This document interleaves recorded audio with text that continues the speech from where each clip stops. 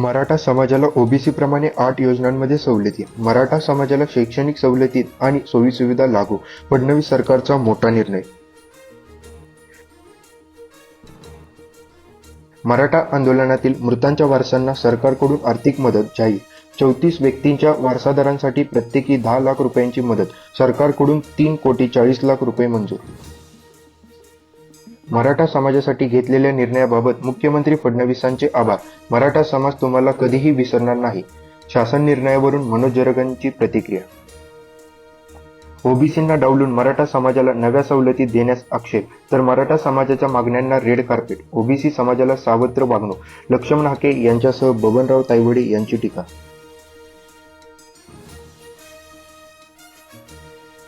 नाशिकमध्ये गोकुळ गित्तेंच्या बंडखोरीमुळे महायुतीमध्ये पेच.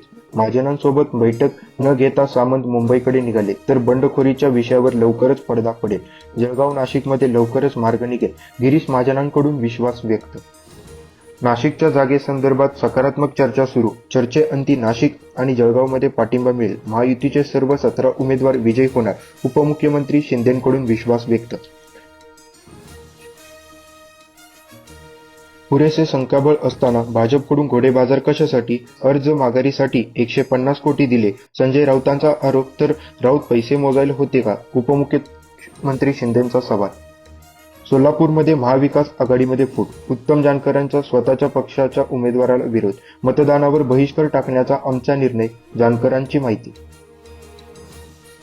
पिंपरी चिंचवडमध्ये यात्रेमध्ये मेड इन पाकिस्तान वस्तूंची विक्री केल्याचा महिलेचा दावा. मोरया गोसावी मंदिर परिसरामधील यात्रेमधला प्रकार. Video viral. पोलिसांकडून तपास सुरू. नाशिक टीसीएस धर्मांतर प्रकरणामध्ये धक्कादायक खुलासा. झाकीर नाईकचे व्हिडिओ दाखवून तरुणींचे धर्मांतरण केल्याचा संशय. निदा खानच्या विरोधात आरोपपत्र दाखल. दुर्गराज रायगड किल्ले सज्ज. किल्ले रायगडावरून 353व्या ऐतिहासिक शिवराज्याभिषेक सोहळ्याचा उत्साह. लाखो शिवभक्तांच्या सुरक्षेसाठी गडावर पोलिसांचा कडेकोट बंदोबस्त. राजधानी दिल्लीत कॉक्रोच जनता पार्टीचा एल्लागर. संस्थापक अभिजित दिपके माहिती देणार. जंतर मंतर मैदानावर आंदोलनाची हाक. केंद्रीय शिक्षण मंत्री प्रधान यांच्या राजीनाम्याची मागणी.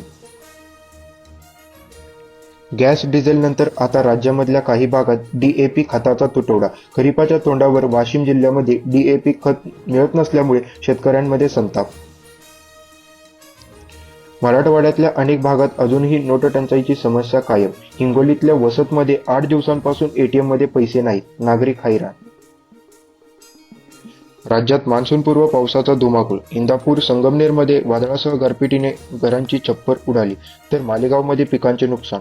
बारामती, करमाळा आणि धाराशिवमध्ये मुसळधार पाऊस. पुढील 48 तासामध्ये राज्यात मान्सून सक्रिय होण्याची शक्यता.